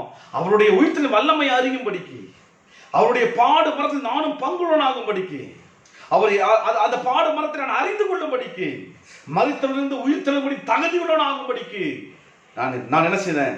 லாபமான அனைத்தையும் நஷ்டம் என்றும் குப்பை என்றும் எண்ணினேன். குப்பை என்ன பண்ணுவாங்க? வச்சிருக்க மாட்டேன், தூக்கி வெளியில கொட்டிடுவாங்க. நான் வேண்டாம்னு சொன்ன விஷயத்தை வச்சுக்கிட்டு இருக்க மாட்டேன், குப்பை வெளியே கொட்டிடுவேன். குப்பையும் எண்ணினேன். சில சாக்ரிஃபைஸ் பண்ணிட்டு அதை பொக்கிஷமா தூக்கி வச்சிருப்பாங்க. சில சாக்ரிஃபைஸ் பண்ணினதை தூக்கி பொக்கிஷம் வச்சுக்கிட்டு இருப்பாங்க. பவுல் சொல்றான், நான் நஷ்டம் என்றது மாத்திரமல்ல, அதை குப்பைன்னு சொல்லி தள்ளினேன். I thrown that out as dustbin. அதை தூக்கி வெளியே வீசிட்டேன். வாசிங்களேன். அவருக்காக எல்லாவற்றையும் நஷ்டம் என்று விட்டேன், குப்பையுமாக எண்ணினேன். அடுத்த பகுதி கூட வாசிக்கலாம். நேரமே வாசித்துருவான். நான் அடைந்தாயிற்று அல்லது முற்றும் தேறினவன் ஆனேன் என்று எண்ணாமல், நான் எல்லாம் கட் பண்ணிட்டேன்பா, அடைந்தாயிற்று, முற்றும் தேறினவன் என்று எண்ணாமல், கிறிஸ்து இயேசுவினால் நான் எதற்காய் பிடிக்கப்பட்டேனோ அதை நான் பிடித்துக் கொள்ளும்படி ஆசையா தொடர்றேன். நான் எல்லாத்தையும் நஷ்டமா லாபமான எல்லாத்தையும் நஷ்டம் எண்ணிட்டேன். ஏன் எண்ணினேன்னு சொன்னேன்? என்ன லாபத்தை விட்டேன்னு நான் சொன்னேன். அது நஷ்டம் எண்ணுவது மாத்திரமல்ல, குப்பைன்னு சொல்லி தள்ளிட்டேன். நான் எதற்கா பிடிக்கப்பட்டிருக்கேனோ அதை பிடித்துக் கொள்ளும்படி ஆசையா தொடர்றேன். சோகமாக அல்ல, அழுத்து கொண்டே அல்ல, புலம்பிக் கொண்டே, இப்படி ஆயிப்போச்சுன்னு புலம்பிக் கொண்டே அல்ல, அவைக்குரிய வாழ்க்கை ஆசையாய் தொடர்கிற கிருபைகளை கர்த்தர் கொடுப்பாராக. இப்படி ஆயிப்போச்சு புலம்பிடும், பொண்டாட்டியை பார்த்துட்டு பிள்ளைகளை பார்த்துட்டு அதை பார்த்து ஐயோ இப்படின்னு வயிற்று அடிச்சுட்டு வாழ்ற வாழ்க்கையில் ஆவிக்குரிய வாழ்க்கை. எல்லாத்தையும் லாபமும் நஷ்டமும் லாபமான எல்லாத்தையும் நஷ்டம் எண்ணி நான் மரித்தவருடைய உயிர்த்தெழுவதற்கு தகுதியுடனாய் மாற வேண்டும் என்கிற எண்ணத்தினாலே ஆசையா நான் எதற்கா பிடிக்கப்பட்டனோ அதை பிடித்துக் கொள்ளும்படி ஆசையா நான் தொடர்றேன். எத்தனைபடி ஆவிக்குரிய வாழ்க்கை ஆசையாய் தொடர்ந்து கொண்டிருக்கு. உங்க ஜபமானா சரி, வேத வாசிக்கலாம் சரி, ஆசையாய் செய்கிற காரியம், ஆசையாய் தேவனுக்கு ஊழியம் செய்கிற அனுபவம், ஆசையாய் அவரை ஆராதிக்கிறது. நீங்க எல்லாம் என்ன ஆவிக்குரிய வாழ்க்கை வாழ்றோம்? நம்ம எல்லாம் இல்ல, ஆசையாய் தொடரணும். எதுனாலும் ஆசையா செய்யணுமா, பாசமா செய்யணுமா. நம்மலாம் ஒரு குவாலிட்டி இல்லாத ஒரு கிறிஸ்தவர்களாக இருந்து கொண்டிருக்கிறோம். நல்ல குவாலிட்டி உள்ள கிறிஸ்தவரை கர்த்தர் மாற்றுவாராக. குவாலிட்டி உள்ள ஊழிய சபைகளை கர்த்தர் நம்மை மாற்றுவாராக. ஆசையாய் தொடரணுமா. ஒரு காலத்துல நான் அப்படி இருந்தேன் பிரதர். அப்புறம் இல்ல பிரதர், நீங்க ஒரு காலத்துல சாக்ரிஃபைஸ் பண்ணதெல்லாம் எதுக்கு தெரியுமா சாக்ரிஃபைஸ் பண்ணிருக்கணும்? நீங்க பவுல் சொன்னது 5-6 விஷயங்களுக்கு நீங்க சாக்ரிஃபைஸ் பண்ணிருந்தீங்கன்னா உங்க இன்னைக்கு ஆவிக்குரிய வாழ்க்கை ஆசையாய் தொடர்கிற அந்த ஆசீர்வாதத்துக்கு கடந்து சென்று கொண்டிருக்கும். ஏன் உங்களால ஆசையாய் எதற்காய் பிடிக்கப்பட்டீங்களோ அதை பிடித்துக் கொள்ள முடியும். நீங்க ஆசையாய் ஓட முடியல, நீங்க விட்டது சரியா விடல, விட்டதான நோக்கமும் சரியல்ல. நீங்க சீர்படுத்திக்கணும். ஆண்டவரே, நான் லாபமான நஷ்டம் என்ன, ஏந்திரியமா நஷ்டம் என்ன, உங்க ஆதாயப்படுத்திக் கொள்ள, உயிரின் வல்லமை அறிந்து கொள்ள, நானும் மரித்தோர் கூட்டத்தில் ஏதாவது நானும் உயிர்த்தெழுதல் தகுதியை பெற்றுக் கொள்ளும்படியாய் சுய நீதியினாலே நான் நீதிமன்றம் எண்ணப்படாமல் விசுவாசத்தினாலே நீ கொடுக்கிற நீதியை நான் அணிந்து கொள்ளும்படியாய், இரண்டாவது கிறிஸ்துவுக்குள் வாழ்கிறவனாய் காணப்படும்படிக்கு அவர்கள் ப்ராப்பரான கிறிஸ்தவனா இருக்கணும்னு விரும்புறதுனால லாபமான எல்லாத்தையும் நஷ்டம் எண்ணிக்கொண்டிருக்கிறேன். நான் எதற்காய் பிடிக்கப்பட்டேனோ அதை பிடித்துக் கொள்ளும்படி ஆசையா நான் தொடர்றேன். வாசிங்களேம்மா. நான் அடைந்தாயிற்று. எல்லாம் கிளியர், சூப்பர். நான் பெர்ஃபெக்ட் ஜென்டில்மேன். அடுத்தது அல்லது எனக்கு எல்லாமே தெரியும், எல்லாமே தெரியும். நீங்க நிறைய ப்ராப்ளம் இருக்கிறத பார்க்கிறேன். எனக்கு நான் ரொம்ப பெர்ஃபெக்ட்டுங்க, எனக்கு எல்லாமே தெரியும். Come on. நான் அடைந்தாயிற்று அல்லது முற்றும் தெரிந்தவன் நானே. ஒருத்தர் பிரதர் நீங்க சரியில்லை இல்ல சரியில்லை சொன்னா இவர் ரொம்ப பெர்ஃபெக்ட் பேசுறாரு.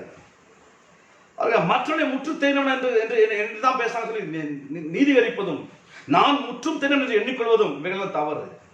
ஒரு ஒரு ஒரு சின்ன பையனோ ஒரு பாஸ்டரோ இல்ல ஒரு பெரிய மனுஷன் யாரோ ஒருத்தர் தம்பி இது சரியில்லை, பிரதர் சரியில்லை, சிஸ்டர் சரியில்லைன்னு சொன்னா இவர் ரொம்ப ஒழுக்கம் மாதிரி பேசுறாரு அப்படின்னு சொல்லி அவர் என்னமோ ரொம்ப பெர்ஃபெக்ட் ஜென்டில்மேன் மாதிரி நினைச்சு தான் பேச சொல்லி அவரை குற்றம் சாட்டுவதும் இல்ல. அது ஏற்றுக்கொள்ள எனக்கெல்லாம் தெரியும், இவர் சொல்லி என்ன எனக்கு எல்லாம் தெரியும்னு சுயநீதி உடையவர்களாய் எப்படியா வாசிங்களேன்.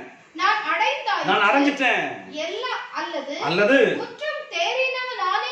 முற்றும் தெரிந்தவன் ஆனேன் என்று எண்ணாமல் கிறிஸ்து இயேசுவினால் நான் எதற்காய் பிடிக்கப்பட்டேனோ அதை நான் பிடிச்சு கொள்ளும்படி ஆசையா தொடர்றேன். அடுத்த வசனம் கூட வாசிக்கலாமே. சகோதரரே அதை நான் பிடிச்சிட்டேன், எதற்கா பிடிக்கப்பட்டேனோ அதை நான் பிடிச்சேன் எண்ணிக்கிறதுன்றது இல்ல. ஒன்று செய்கிறேன், பின்னானவைகளை மறந்து முன்னானவைகளை நாடி கிறிஸ்து இயேசுவுக்குள் தேவன் அழைத்த பரம அழைப்பின் பந்தய பொருளுக்காக லக்கை நோக்கி தொடர்கிறேன். I am continuing my life. லக்கை நோக்கி தொடர்றேன். பிரியமானவர்களே, நல்ல ஒரு ஆவிக்குரிய வாழ்க்கை வாழ கர்த்தர் கிருபை பாராட்டுவாராக. நல்ல ஒரு ஆவிக்குரிய வாழ்க்கை வாழ கிருபை பாராட்டுவாராக. முற்றும் தெரிந்தவனானே எல்லாம் அடைந்தாயிற்று என்று எண்ணாமல், don't get satisfied with your spiritual life. அடைந்தாமல் நான் எதற்காய் பிடிக்கப்பட்டேனோ அதை பிடித்துக் கொள்ள நான் ஆசையா தொடர்றேன். நான் எல்லாம் செஞ்சிட்டேன், எல்லாம் அடைஞ்சிட்டு நான் சொல்றதில்ல, நான் தொடர்றேன், நான் இன்னும் ஓடுறேன். வாசிங்களேம்மா கடைசி பகுதி மாத்திரம். சகோதரரே நான் பிடித்துக் கொண்டேன் என்று எண்ணுகிறது இல்லை, ஒன்று செய்றேன், என்னுடைய இதுவரைக்கும் நான் பண்ண சக்சஸ் எல்லாத்தையும் நான் மறந்து பின்னானவற்றை மறந்து முன்னானவைகளை நாடி கிறிஸ்து இயேசுவுக்குள் தேவன் அழைத்த பரம அழைப்பின் பந்தய பொருளுக்காக லக்கை நோக்கி நோக்கி நான் ஓடிக்கிட்டு இருக்கேன், ஓடுகிறேன், லக்கை நோக்கி ஓடுறேன். இதெல்லாம் வாசிங்க பாத்தீங்கன்னா எண்ணாமல் இந்த சிந்தை தான் பிரச்சனைங்க. திரும்ப நான் அதிகமா பேச சிந்தை பிசிக்கலா எல்லாம் சாக்ரிஃபைஸ் பண்ண மாதிரி காமிக்கிறாங்க, ஆனா சிந்தையில எதையுமே சாக்ரிஃபைஸ் பண்ணாம வாழ்ந்து கொண்டிருப்பதை பார்க்க முடியும். பிசிக்கலா பேசும்போதெல்லாம் பிரதர் நாங்களாம் அதெல்லாம் பிரதர் இல்ல பிரதர் நம்ம, ஆனா சிந்தைக்குள்ள ஒரு பெருமை, சிந்தைக்குள்ள சில லாபமான விஷயங்கள், சிந்தைக்குள்ள எதையும் நஷ்டம் எண்ணாத விஷயங்கள், சிந்தைக்குள்ள மாயமான சிந்தைகள், சிந்தையில தான் பிரச்சனை. நான் எண்ணுகிறேன் போது என்ன அப்படிதான் யோசிக்கிறேன். உங்க நடை உடை பாவனைகளை காட்டிலும் உங்க சிந்தை மேல கர்த்தர் கண்ணோட்டமா இருக்கிறாரு. சிந்தை நம்ம என்ன யோசிக்கிறோம், சிந்தை மேல கரிசனை உள்ள ஆண்டவர். இவன் என்ன யோசிக்கிறான், லாபமான நினைத்து நஷ்டம் யோசிக்கிறானா? யோசிக்கிறான். எதுக்கு நஷ்டம் யோசிக்கிறான்? ஓ, அவன் என்ன ஆதாயப்படுத்திக் கொள்றதுதான் இதையெல்லாம் நஷ்டம்னு யோசிக்கிறான். ஓஹோ, அவன் என்னுடைய உயிர்த்த வல்லமை அறிந்து கொள்ளதான் இந்த உலகத்தில் இருக்கிற எல்லாத்தையும் அவன் லாபம் நஷ்டம் என்றான். ஓ, அவன் அவன் மரித்தவனுடன் இருந்து உயிர்த்தல வேண்டும் என்கிற அந்த அதற்கு தகுதியாக முடியாதான் இத்தனை காரியத்தை என் பையன் செஞ்சுக்கிட்டு இருக்கான்னு சொல்லி உன் உள்ளத்தின் ஆழத்தில் இருக்கிற எண்ணங்களை அறிந்து உன்னை ஆசீர்வதிக்கும்படியாய் நம்முடைய எண்ணங்களிலே லாபமான எல்லாவற்றையும் நஷ்டம் என்று கருதி வாழ்கிற கிருபைகளை கர்த்தர் கொடுப்பாரா. நான் சொல்றது உங்களுக்கு புரிஞ்சிருக்கும்னு நினைக்கிறேன். ஆண்டவரை பார்க்கிறார், பார்க்கும்போது நம்முடைய எண்ணங்களை பார்க்கிறார். இவன் எதற்கு லாபமானது நஷ்டம் என்றான்? சுய லாபத்திற்காகவா இல்ல பரலோக ராஜ்யத்திற்காகவா? சுய நீதியினால நீதிமன் எண்ணப்படக்கூடாதுங்கிறதுக்காக, அவர் விசுவாசத்தினால நீதி எனக்கு வேணுங்கிறதுக்காக அவன் உண்மையாவே சாக்ரிஃபைஸ் பண்ணிருக்கானா? உடைய சாக்ரிஃபைஸ் மைண்ட அவர் உற்று பார்க்கிற ஆண்டவர். நம்ம எதுக்கு சாக்ரிஃபைஸ் பண்ணோங்கிறத உற்று பார்க்கிற ஆண்டவர். அப்ப பவுல் தெளிவா சொல்றான், நான் 8ஆம் நாள்ல இதெல்லாம் சொல்றான் 7 காரியம் சொல்லிட்டு இதெல்லாம் குப்பை, எனக்கு என்ன தெரியுமா குப்பை நினைக்கிறேன், ஏன் தெரியுமா நான் குப்பை நினைக்கிறேன் சொல்லி இந்த ஸ்பிரிச்சுவல் ஓரியன்டான விஷயம் சொல்றான். நான் அவரோடு கூட அவரை இன்னும் அறியும்படியாய், அவருடைய உயிர்த்தெழுந்த வல்லமையை புரிந்து கொள்ளும்படியாய், அவருடைய பாடு துன்பத்துல நானும் பங்குள்ளவனாய் மாறும்படியாய் நான் இதுக்காக நான் சாக்ரிஃபைஸ் பண்ண சொல்லும் போது ஆண்டவர் பரலோகத்துல சொல்லுவார், பாத்தியா இதுதான் உண்மையான ஒரு சாக்ரிஃபைஸ், இதுதான் சாக்ரிஃபைஸ், இது எப்படி சாக்ரிஃபை பண்ணணும். அப்போ உண்மையான அந்த சாக்ரிஃபேக்ஷன் என்று சொல்லப்படுவது, உண்மையான லாபமானதை நஷ்டம் எண்ணிக்கொள்வது, அதோடைய எசன்ஸ், அது உண்மையான காரணம் என்னவா இருக்க வேண்டும் தெரியுமா? கிறிஸ்துவை பற்றின ஞானத்தினால அறிவினால நிரப்பப்படும்படியாய் நாம் உயிர்த்தெழ வேண்டும் என்பதற்காக அதற்கு தகுதியாய் மாறும்படியாக தான் லாபமான எல்லாத்தையும் நஷ்டம் என்று எண்ண வேண்டும். நஷ்டம் என்று எண்ண வேண்டும். நம்முடைய ஜென்ம சுபாவத்திலே மாற்றம், நம்முடைய எண்ணத்தில் மாற்றம். அடுத்த சொல்றேன், நீங்கள் ஆசையாய் தொடரணுமா? நம்ம கிறிஸ்தவ வாழ்க்கையை ஆசையா தொடருங்க, கட்டாயத்தினால அல்ல, நிபந்தனைனால. இவர் ஆசீர்வதிச்சாதான், ஜெபிச்சாதான் ஆசீர்வாதம் இல்ல, ஆராதிச்சாதான் ஆசீர்வாங்கிற ஏதோ ஒரு கடமையை நிறைவேற்றி விட்டால் ஒரு கடமையை பெற்றுக்கொள்ளலாம் என்கிற அந்த குறுகிய வட்டத்திற்குள் அல்ல. ஆசையாய் அவரை ஆராதிக்க, ஆசையாய் அவருக்கு செய்ய, ஆசையாய் அவருக்கு ஊழியம் செய்ய, ஆசையாய் தொடர கர்த்தர் கிருபை பாராட்டுவாராக. பாரத்தோடு அல்ல, கட்டாயத்தோடு அல்ல, கடமை என்று அல்ல, ஏதோ ஒரு வேலையா அல்ல, பழக்க வழக்கத்தின் ஆவிக்கல, பழக்கப்பட்டவன் அல்ல, பழக்கத்திற்காக அல்ல, பழக்கப்பட்ட அல்ல, ஆசையாய் செய்ய. ஒரு பாட்டு பாடலாம் ஆசையாய் பாட, ஒரு ஜெபம் ஜெபித்தாலும் ஆசையாய் ஜெபிக்க, ஒரு வசனம் வாசித்தாலும் ஆசையோடு செய்ய, அவரை ஆசையாய் தொடர்கிற கிருபைகளை கர்த்தர் கொடுப்பாராக. ஆசையாய் தொடர்ந்த பலரும் இன்றைக்கு எல்லாம் வேண்டாம் சொல்லி ஒதுங்கி நிற்பதை பார்க்க. இல்ல நீங்க எதற்கா பிடிக்கப்பட்டீங்கன்னு நீங்க பிடித்துக் கொள்ள முடியும். ஆசையை தொடருங்க. எல்லாம் முடிஞ்சிருச்சு, எல்லாம் சக்சஸ், எல்லாம் நம்ம பார்க்கறதில்ல, எல்லாம் அறிந்த, எல்லாம் தெரிஞ்சவனே சொல்லிக்கொள்ளாமல் லக்கை நோக்கி வேகமாய் அல்ல பொறுமையாய் ஓடுகிற கிருபைகளை கர்த்தர் கொடுப்பாராக. நான் மீண்டும் வாரம் பேசுவேன். நான் ஜெபிக்க போகிறேன். லாபமான அனைத்தையும் நஷ்டம் என்று எண்ணுகிற கிருபை, என்னுடைய எண்ணங்களில் எல்லாம் லாபமான எல்லாம் எனக்கு நஷ்டம் என்று என்ன கிருபை கர்த்தர். என்ன நம்முடைய சிந்தையில் அதை செய்யணும். நீங்க நல்ல கார் வைங்க, போங்க சார், நல்ல பைக் வச்சுங்க, நல்ல கார், நல்ல வீடு, நல்லா இருங்க. ஆனா உங்களுடைய எண்ணம் இவைகளாம் நஷ்டம் என்று சொல்கிற அந்த எண்ணத்தை கர்த்தர் கொடுப்பாராக. உங்க நோக்கம் முழுவதுமே இதை சம்பாதிப்பதல்ல, இதெல்லாம் எனக்கு வேண்டாம். என்னுடைய நோக்கம் முழுவதுமே இயேசு ஒருவர் மாத்திரமே, அவருக்காய் வாழ்ந்திருக்கிற எண்ணங்களை கர்த்தர் கொடுப்பாரா. நான் ஜெபிக்க போகிற முழங்கால் படியிட்டு கண்களை மூடி கரங்களை மேல உயர்த்தி. எத்தனை பேர் லைவ்ல பாத்தீங்கன்னு தெரியல, ஒரு ரெக்கார்டிங் பின்பாக காலத்த மாதிரி பார்க்கறது உண்டு. ஞாயிற்றுக்கிழமை கர்த்தருடைய நாள். இப்படி நீங்க சொந்த வேலையெல்லாம் பார்த்துட்டு நேரம் கிடைக்கும் போது வசனம் கேட்கிற பிள்ளைகளாக அல்ல, சரியாக 10 மணிக்கு வசனம் கேட்க கூடி வருகிற நல்ல ஜனங்களை கர்த்தர்களை ஆசீர்வதிப்பாங்க. அதே போல வசனம் கேட்கும் போது சரியா கால் ஆட்டிக்கிட்டு படுத்துக்கிட்டு நல்லா முக்காடிட்டு நல்ல விதங்கள் அமர்ந்து இந்த வசனங்களை கேட்க கர்த்தர்களுக்கு அந்த பயபக்தியை கர்த்தர் கொடுப்பாராக. கர்த்தர் எல்லாவற்றையும் பார்த்து கொண்டே இருக்கிறார். சின்ன பிள்ளைங்கள்லாம் ஓடிக்கிட்டு விளையாடிட்டு நேரம் கிடைக்கும் போது வசனத்தை கேட்கிற பிள்ளைகளாக அல்ல, நம்முடைய சபையிலே போதிக்கப்படுகிற வசனங்கள் சரியா 10 மணி லைன் சரியா 10 மணி முதல் 11 மணி வரை அமர்ந்து வசனங்களை கேட்டு பலன் கொள்கிற ஒரு ஞாயிற்றுக்கிழமை ஆராதனையை போலவே நம் வசனத்தை கேட்க சின்சியரா அமர்ந்து பலன் கொண்டு வசனங்களை கேட்டு பலன் கொள்ள கர்த்தர் கிருபை பாராட்டுவார்கள். லாபமான அனைத்தையும் நஷ்டம் என்று எண்ணுகிறேன். எதற்கு தெரியுமா? நான் அவரை ஆதாயப்படுத்திக் கொள்ளும்படியா, அவருடைய பாடலில் நானும் பங்குள்ளவனாய் மாறும்படியாய், சுய நீதியினால் நீதிமானாக எண்ணப்படாமல் விசுவாசத்தினால் நீதிமானாக எண்ணப்படும்படியாய், அவர் உயிர்த்தெழுந்த வல்லமை அறிந்து கொள்ளும்படியாய், நானும் மரித்த நடுவில் இருந்து உயிர்த்தெழுகிற தகுதி உள்ளவனாய் மாறும்படியாய், நான் கிறிஸ்துவுக்குள் இருக்கிறேன் என்பது என்று காணப்படும்படிக்கு, I am within Jesus Christ, கிறிஸ்துவுக்குள்ளாக இருக்கிறேன் என்று சொல்லி காணப்படும்படிக்கு, நான் கிறிஸ்துவுக்குள்ளாக இருக்கும்படி என் லாபமான எல்லாத்தையும் நஷ்டம் என்றேன். அப்ப இயேசு கிறிஸ்துவை காட்டின வேற ஒன்று லாபம் என்னன்னா, நான் கிறிஸ்துவுக்குள் இருக்கிறவன் அல்ல, கிறிஸ்துவுக்குள் இருக்கிறவன் தனக்கு லாபமான எல்லாவற்றையும் நஷ்டம் என்று எண்ணி கிறிஸ்துவையே சார்ந்து வாழ்கிறவன். நான் ஆசையாய் தொடர்றேன். நான் எதற்காக பிடிக்கப்பட்டிருக்கிறேன், எதற்காக தெரிந்து கொள்ளப்பட்டிருக்கணும், அதை பிடித்துக் கொள்ள நான் ஆசையா தொடர்றேன். கடைசியா எல்லாம் அடைந்தாயிற்று முற்றும் தென் என்று சொல்லாமல் லக்கை நோக்கி பொறுமையோடு தொடர்கிறேன். நான் ஜெபிக்க போகிறேன். எங்களை அதிகமாக நேசிக்கிற பரலோக பிதா, வசனத்தை பிரசங்கித்த நானும் வசனம் கேட்ட ஜனங்களும் என் விசுவாச குடும்பங்களும் என் நண்பர்களும் உறவுகளும் சத்தியத்தின் ஆழங்களை புரிந்து கொண்டு இன்னும் அதிகமாய் லாபமான எல்லாவற்றையும் நஷ்டம் என்று எண்ணி கிறிஸ்து இயேசுவுக்கு எதற்காய் பிடிக்கப்பட்டிருக்கிறார்களோ அதை பிடித்துக் கொள்ள ஆசையை தொடர உதவி செய்கிறார். எண்ணங்கள் சரியாகட்டும் ஆண்டவரே, லாபமானவற்றை நஷ்டம் என்று எண்ணுகிற எண்ணத்தை கத்தத்தாங்க, அந்த சிந்தைகளை கத்தத்தாங்க. சிந்தையிலே ஆண்டவரே உண்மையே சார்ந்து வாழ, உண்மையை ஆதாயப்படுத்திக் கொள்ள, கிறிஸ்துவுக்குள் வாழ்கிறவர்களை காணப்படும்படிக்கு எங்க சிந்தைகள் சீராயிருக்க உதவி செய்கிறார். பிதா குமாரன் பரிசுத்தாவி நாமத்தினாலே விசுவாச குடும்பங்கள், பிள்ளைகள், வாலிப பிள்ளைகள், அப்பா அம்மா முதியோர்கள் எல்லாரையும் ஆசீர்வதிக்கிறேன். எல்லாருமே கிருபை ஆளுகை செய்யட்டும். தேவனுடைய பாதுகாவல், தேவனுடைய அனுக்கிரகம், தேவனுடைய ஆளுகை, தேவ பிரசன்னம் ஒவ்வொரு மேலும் தங்கி நிற்கட்டும் என்று சொல்லி நான் ஜெபிக்கிறேன். கிருபைக்குள் ஒப்புக்கொண்டு ஜெபிக்கிறேன். தேவைகள் சந்திப்பீராக. ஒரு வீட்டில் ஒரு குறைவு இருக்க கூடாது ஆண்டவரே. நிறைவான ஆகாரம், தேவைகள் சந்திக்கப்பட்டு ஆண்டவரே எல்லாவற்றிலும் ஆசீர்வாதத்தை வாழ்ந்திருக்க உதவி செய்யுங்க. குறிப்பாய் வாடகை கட்ட உதவி செய்யுங்க. குறிப்பாய் வாகன டியூஸ்ல அடைக்க உதவி செய்யுங்க ஆண்டவரே. ஆண்டவரே இந்த பிள்ளைகள் ஒன்றுக்கும் கவலைப்படாமல் எப்பொழுதும் தேவனை ஆராதிக்கிற ஸ்ட்ரெஸ் ஃப்ரீ, தேவனை ஆராதிக்க தடையாய் காணப்படுகிற எல்லா பார்வனும் சிறைகளும் தள்ளப்பட்டு கிறிஸ்து இயேசுவை விடுதலையோடு ஆராதிக்கும்படியாய் அவர் உள்ளங்கள், அவர் இருதயங்கள் ஆசீர்வதிக்கப்பட்டு இருப்பதாக.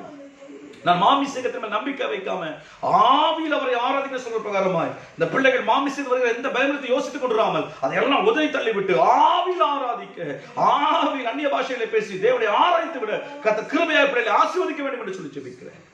சீக்கிரங்களை கண்டு தேவ நாமத்தை உயர்த்த உதவி செய்யும். தொடர்ந்து கூட இருங்க. லக்கை நோக்கி பொறுமையோடு ஓட உதவி செய்யும்.